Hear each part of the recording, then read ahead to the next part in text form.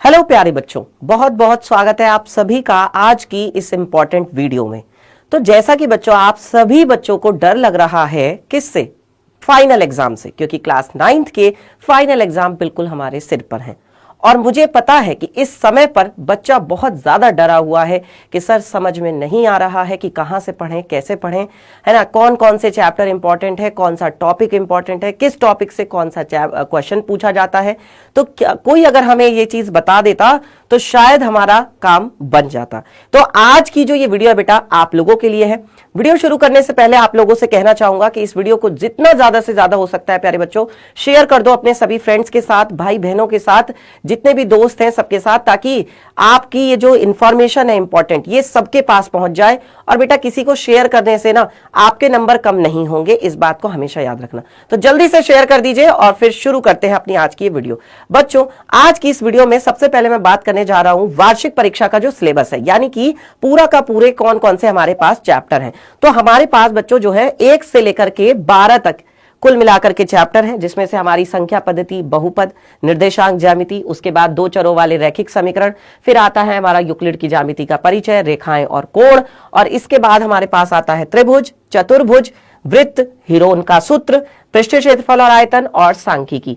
अब आप अगर देखेंगे तो इनमें से ज्यादातर चैप्टर्स के, या मैं ये कह सकता हूं कि लगभग हर एक चैप्टर का बेटा मैंने आप लोगों को 1 शॉट में रिवीजन करा दिया है। अब बात आती है कि सर आप अब हमें अगर क्वेश्चन प्रैक्टिस करनी है तो हम कैसे करें? बच्चों मैंने आप लोगों को 1 से लेकर के 4 चैप्टर तक, फिर 5 से लेकर के 8 चैप्टर तक, और 9 से लेके 12 चैप्टर तक अलग अलग तरीके से मैंने आपको क्वेश्चंस करवाए हैं, जो आपके एग्जाम पॉइंट ऑफ व्यू से बहुत ज्यादा इंपॉर्टेंट है। तो प्यारे बच्चों एक तो आप लोगों को वो क्लासेस जाकर के देख लेनी है, वो आपको इसी चैनल पर बेटा मिल जाएंगी लाइव क्लासेस में, ठीक है। आप जाकर के देख लीजिएगा, अभी रिसेंट में ही मिल जाएंगी, ठीक है। वहां से जो क्वेश्चंस मैंने करवाए हैं उनकी प्रैक्टिस करनी है। इसके बाद बच्चों अब मैं आपको बताने जा रहा हूं चैप्टर वाइज आपको कौन कौन से क्वेश्चंस, कौन कौन से टॉपिक्स को तैयार करना है। जैसे मैं अगर पहले चैप्टर की बात करूं संख्या पद्धति, तो इसमें से आता है बेटा परिमेय और अपरिमेय संख्या का निरूपण, ठीक है। परिमेय संख्या को कैसे दिखाया जाता है? जैसे मान लीजिएगा आपको संख्या दे दी जाती है 2.5, तो इसे आप p/q के रूप में कैसे दिखाएंगे? तो इसको p/q रूप में बदलने के लिए, या जैसे मान लो आपको संख्या दे दी जाती है 0.2333, है ना, डैश डैश डैश, इसको p/q रूप में बदलिए, ऐसा क्वेश्चन आ सकता है। 2 परिमेय संख्याओं के बीच में परिमेय संख्या निकालना, जैसे मान लो आपको दे दिया जाए 4/3 और 5/2, इन दोनों के बीच में 7 परिमेय संख्याएं ज्ञात कीजिए, इस पर बेटा सवाल पूछा जाता है।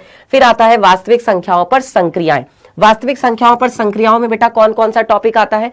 इसमें कौन कौन से जो है चीजें आती हैं, जैसे कि मान लीजिए 2 है, एक परिमेय संख्या है, एक और अपरिमेय संख्या है, दोनों को जोड़ना है। या मान लीजिए एक 2 है और एक आपके पास √2 है, इनकी गुणा करनी है। या मान लीजिए आपके पास 4 है और एक आपके पास √2 है, इसको आपको भाग देना है। तो ये क्या है बच्चों? वास्तविक संख्याओं पर संक्रियाएं हैं, मतलब उन्हें जोड़ना, घटाना, गुणा करना या भाग करना, इस पर सवाल आता है। परिमेयकरण पर सवाल आता है, जैसे कैसे? 1/2 प्लस के √3, इसके हर का परिमेयकरण कीजिए। तो कैसे करते हैं परिमेयकरण? इसमें आप जो है 2 माइनस के √3 और बटे में 2 माइनस के √3 से ऊपर नीचे गुणा कर देते हैं। फिर इसके बाद आता है प्यारे बच्चों घातांक के नियम। जैसे अगर आपको दे दिया जाए 1/32, है ना, 1/32, और इसकी घात कितना दे दिया जाता है? 2/5 दे दिया जाता है। तो इसको सॉल्व करो। कैसे सॉल्व करोगे? क्योंकि बच्चों ये क्या है, 32 को आप लिख सकते हो 2 की घात 5, और फिर इसकी घात कितनी है? 2/5। तो हम जानते हैं कि अगर किसी संख्या की घात m हो और उसकी घात n दिया हो उसके ऊपर, तो क्या हो जाता है? a की घात m गुणा n हो जाता है, यानी दोनों घातों की आपस में गुणा हो जाती है। यहां से सवाल पूछा जाता है। फिर सेकंड चैप्टर आता है बहुपद। तो बहुपद में बहुपद का किसी बिंदु पर मान निकालना। जैसे आपको कोई बहुपद दिया है x² + के 4x + 4, और आपसे कहा जाता है कि x = 2 पर मान निकालो, तो आप क्या करेंगे? जहां जहां पर x है वहां पर आप 2 उठा के रख देंगे। फिर आता है बहुपद के गुणनखंड तथा शून्यक निकालना। इसी बहुपद के अगर आपसे गुणनखंड करने के लिए कहा जाए या शून्यक निकालने के लिए कहा जाए, तो आपको क्या करना होगा? 4 के ऐसे गुणनखंड की 4 आ जाए, तो 2 दूनी 4, और 2 और 2 कितने होते हैं? 4 होते हैं, हो गए गुणनखंड, है ना। फिर बीजगणितीय सर्वसमीकाएं। बीजगणितीय सर्वसमीकाएं कौन कौन सी हैं? जैसे हमारे पास है मान लीजिए a + b का होल स्क्वायर, तो ये किसके बराबर होती है? a - b का होल स्क्वायर, तो ये किसके बराबर होती है ना? x + y + z का होल स्क्वायर, तो ये किसके बराबर होती है? ये सारी जो सर्वसमीकाएं हैं इन पर आधारित जो सवाल पूछे जाते हैं, सवाल कैसे पूछे जाते हैं, जैसे कि 102 का वर्ग निकालिए सर्वसमीका की सहायता से। तो कैसे निकालेंगे, 102 को आप लिख सकते हैं 100 + 2, 100 + 2 का क्या कर देंगे, वर्ग कर देंगे। तो आपके पास क्या हो जाएगा, a² + b² + 2ab। यहां से बेटा क्वेश्चन जरूर पूछा जाता है। फिर इसके बाद आगे बढ़ते हैं बच्चों अगले चैप्टर की तरफ, निर्देशांक ज्यामिति। ये बहुत ही आसान चैप्टर है, इसमें केवल बिंदु के निर्देशांक है, भुज और कोटि। भुज को हम कहते हैं x और कोटि को हम कहते हैं y। ठीक है, किसी बिंदु का चतुर्थांश में स्थान पता लगाना और उसके चिन्ह, जैसे इस तरीके से है, ये आपका प्लस हो जाएगा, ऊपर की तरफ प्लस हो जाता है, नीचे माइनस होता है, लेफ्ट साइड में माइनस होता है।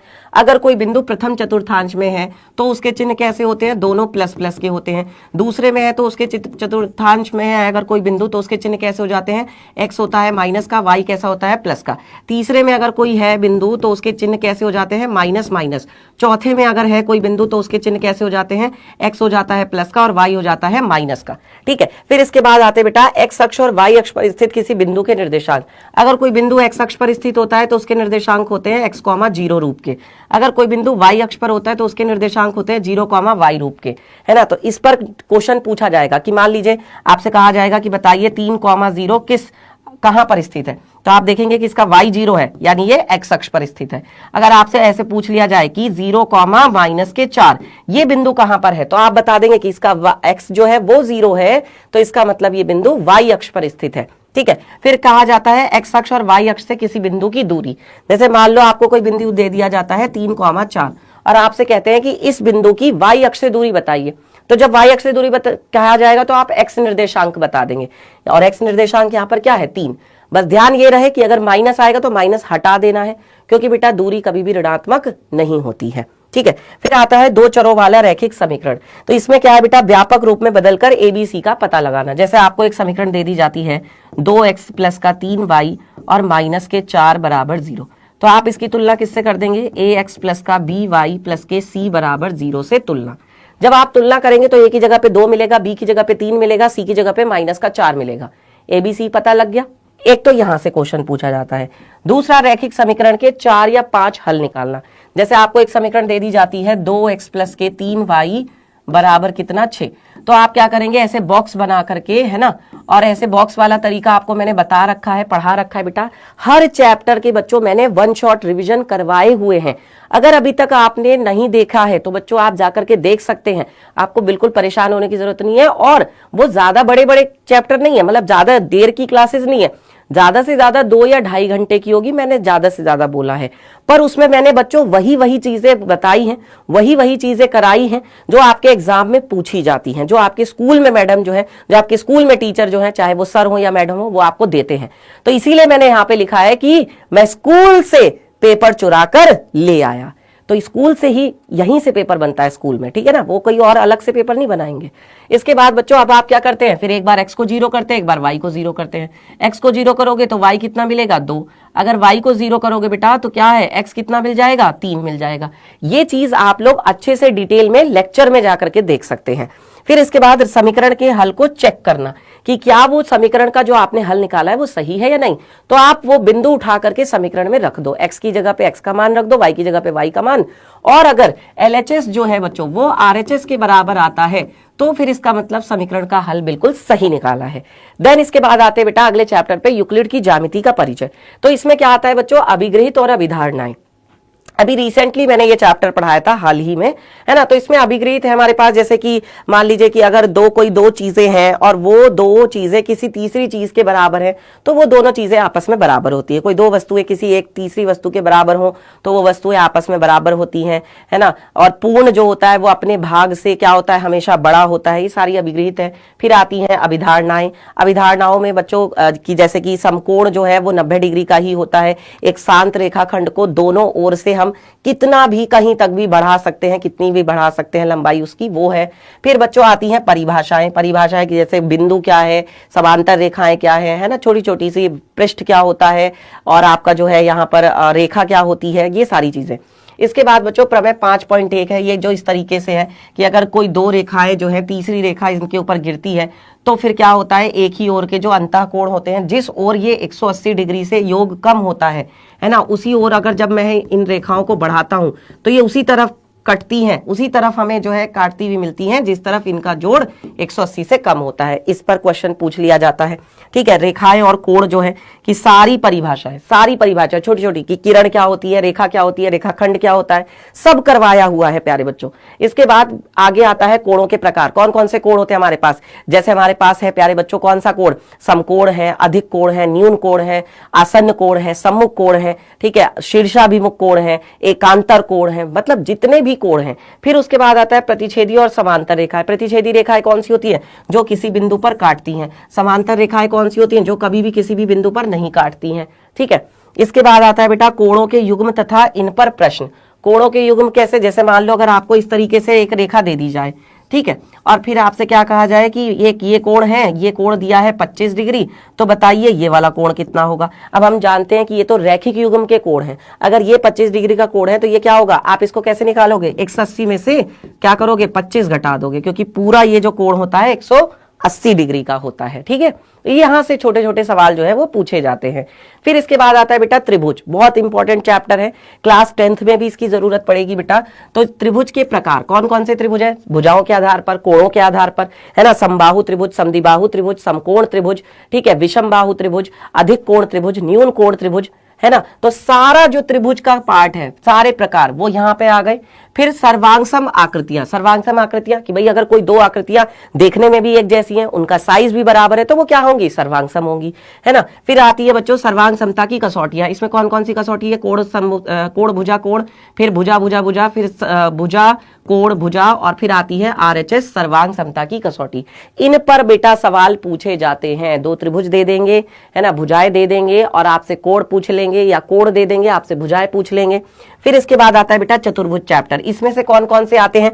चतुर्भुज के प्रकार, आयत है, वर्ग है, समांतर चतुर्भुज है ना। तो आयत के गुण क्या होते हैं कि भाई आयत में जो आमने सामने की भुजाएं होती है वो बराबर होती हैं। वर्ग में क्या होता है बेटा? वर्ग जो होता है, वर्ग जो है आपका कैसा चतुर्भुज है? जिसकी चारों भुजाएं बराबर होती है, चारों कोण 90 डिग्री के होते हैं। समांतर चतुर्भुज एक ऐसा चतुर्भुज होता है जिसमें की क्या होती है? आमने सामने की भुजाएं जो है वो समांतर होती हैं और आपस में बराबर भी होती हैं। तो ये वाली भुजा इसके बराबर, ये वाली भुजा इसके बराबर, और ये समांतर भी होती हैं। फिर समांतर चतुर्भुज के गुणों पर प्रश्न पूछे जाते हैं कि समांतर चतुर्भुज के आमने सामने के जो कोण होते हैं वो बराबर होते हैं, ये वाले जो कोण होंगे वो आपस में बराबर होंगे। समांतर चतुर्भुज के जो अगल बगल के कोण होते हैं, यानी अगर मैं इसको जैसे बोलूं A, ये B हो गया, ये C हो गया, ये D हो गया, तो कोण A प्लस कोण D किसके बराबर होगा? 180 के बराबर होगा। यानी आसन्न कोणों का जोड़ 180 होता है, अगल बगल के कोणों का जोड़ 180 होता है। फिर आता है मध्य बिंदु की प्रमेय। मध्य बिंदु प्रमेय ये कहती है कि अगर मान लीजिए आपके पास एक त्रिभुज है और आप क्या करते हैं? इसकी दो मध्य बिंदुओं को मिलाते हैं, इसकी दोनों भुजाओं के मध्य बिंदुओं को मिलाते हैं। एक मध्य बिंदु ये है, एक मध्य बिंदु ये है।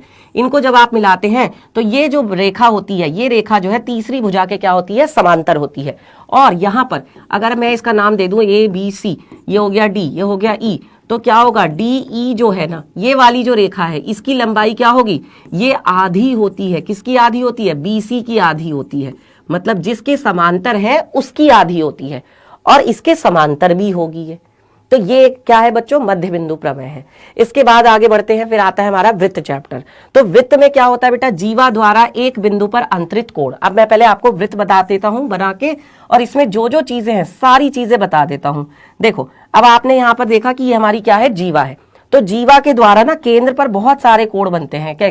जीवा द्वारा एक बिंदु पर अंतरित कोण। मान लीजिए ये आपकी जीवा है और ये जो एक बिंदु पर अंतरित कोण है, इस तरीके से यहां पर जो ये कोण बन रहा है इस बिंदु पर, ठीक है, एक बिंदु ये हो गया। मान लो इसी जीवा के द्वारा यहां पर एक बिंदु हमने ले लिया, तो एक बिंदु यहां पर ले लिया B बिंदु, तो इस पर ये कोण हो गया, एक कोण ये हो गया। ठीक है, तो जीवा द्वारा बिंदु पर अंतरित कोण। फिर केंद्र से जीवा पर डाला गया लंब। अगर हम केंद्र से जीवा पर लंब डालते हैं ना यहां पर, तो ये जीवा पर डाला गया लंब क्या करता है? जीवा को समद्विभाजित करता है, मतलब बराबर बराबर बांट देता है। इस पर क्वेश्चन पूछा जाता है। यहां पर लगती है बेटा कौन सी प्रमेय? पाइथागोरस प्रमेय, क्योंकि ये 90 डिग्री है, यानी समकोण त्रिभुज है। इसके बाद अगला आता है समान जीवाएं और उनकी केंद्र से दूरियां। अगर मान लीजिए ये आपका वृत्त है, अब इसकी आपने दो जीवाएं खींची इस तरीके से, ये आपका क्या है? केंद्र। तो अब क्या है कि अगर ये बराबर बराबर लंबाई की हैं तो ये क्या करेंगी? ये केंद्र पर बराबर बराबर कोण अंतरित करेंगी। जितनी ये लंबी है उतनी ये लंबी है, तो जितना ये कोण बनाएगी उतना ये कोण बनाएगी। इसके बाद वृत्त के चाप द्वारा अंतरित कोण। चाप क्या है भाई? ये मान लीजिए आपका एक चाप है यहां से लेके यहां तक, तो ये चाप केंद्र पर जो कोण बनाता है ना, वो परिधि पर बनाए गए कोण का क्या होता है, दुगना। अगर मान लो ये x होता है तो ये वाला कोण क्या होगा, 2x होगा। ठीक है, इसके बाद अगला क्या आता है बच्चों, चक्रीय चतुर्भुज। चक्रीय चतुर्भुज क्या होता है, मान लीजिए ये आपके पास वृत्त है, ठीक है, और आपने ना एक ऐसा जो है चतुर्भुज लिया जिसके चारों के चारों शीर्ष कहां पर है, वृत्त पर है। ऐसे मिला दो इन्हें इस टाइप से। तो अगर चारों के चारों शीर्ष वृत्त पर है तो वो चक्रीय चतुर्भुज कहलाएगा। ठीक है, चक्रीय चतुर्भुज की खास बात क्या होती है कि इसके जो आमने सामने के कोण होते हैं, इन दोनों का जोड़ कितना आएगा, 180 आएगा। ये गुण है चक्रीय चतुर्भुज का।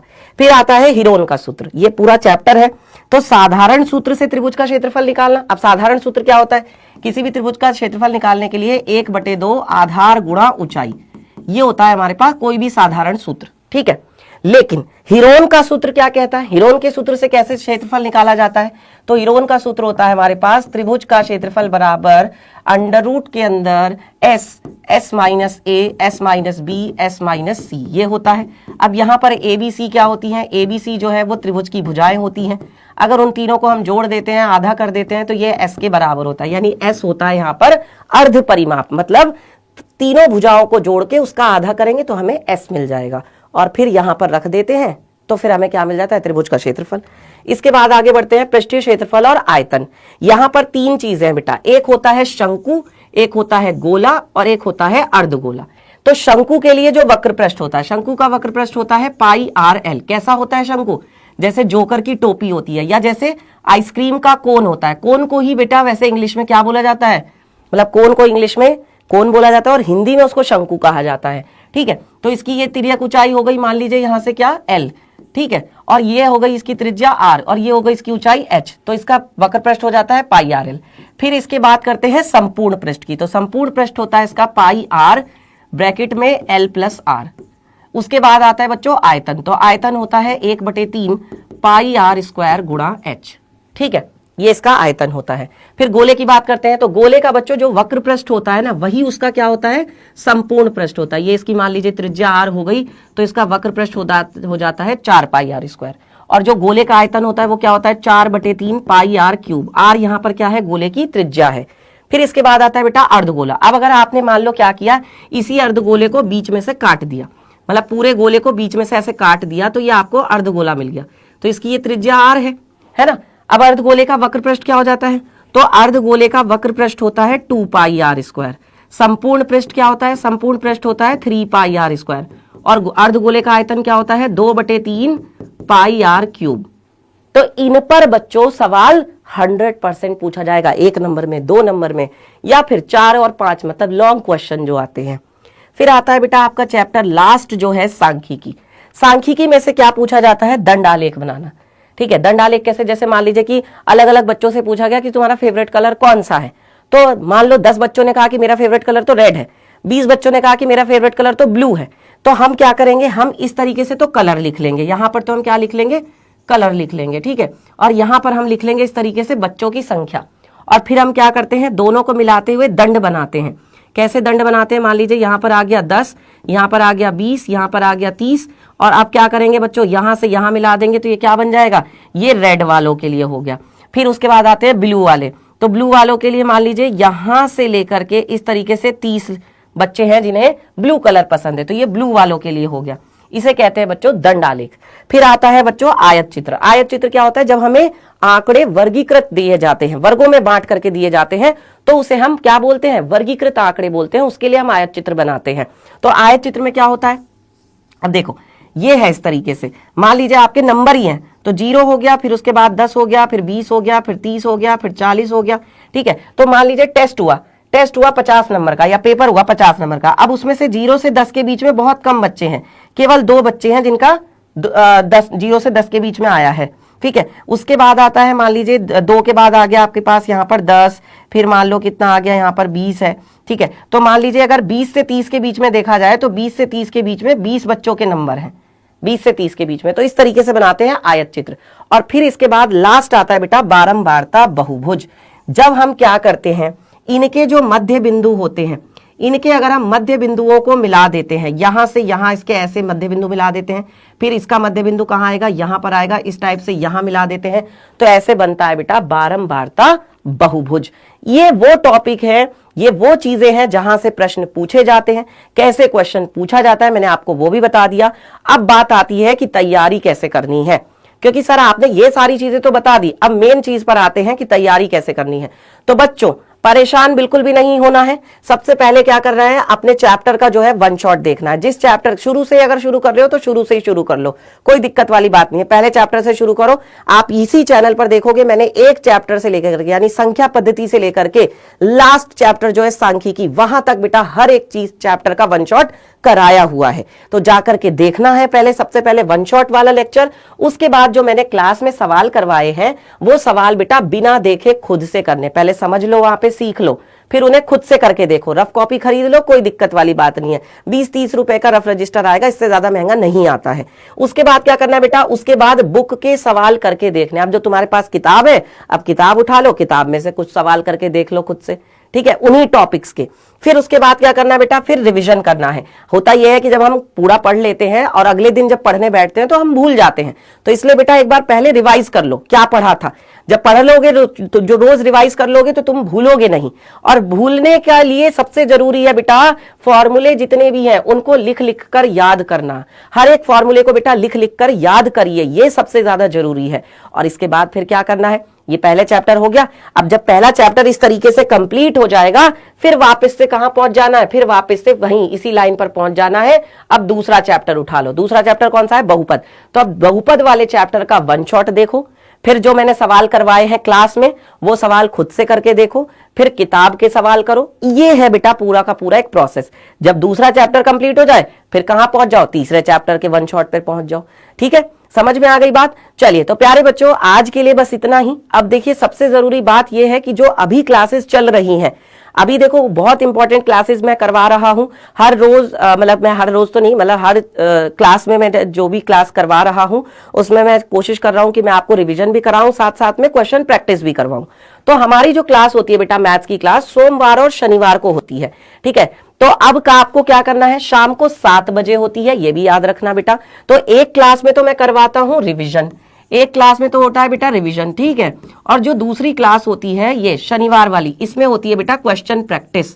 तो अब आपको रोज जो है अपना टाइम पर आना है। बाकी तो सारी क्लासेस का टाइम शाम को 7 बजे ही है, लेकिन जो मैथ्स की क्लास होती है बेटा वो सोमवार को और शनिवार को होती है, ध्यान रखें अमित सर के साथ, है ना। तो सारी चीजों को अच्छे से पढ़ना है, रिवाइज करना है और अपने 9th क्लास के एग्जाम में बेटा 100 में से 100 नंबर लेकर के आने हैं। बिल्कुल भी डरने की जरूरत नहीं है, अमित सर आपके साथ है, फिर डरने की क्या बात है। और प्यारे बच्चों ये वीडियो आज का आपको कैसा लगा मुझे कॉमेंट करके जरूर बताएं। प्यारे बच्चों मैं मिलूंगा अब आपसे अगली क्लास में, तब तक के लिए अपना ध्यान रखिए और पढ़ते रहिए अच्छे से।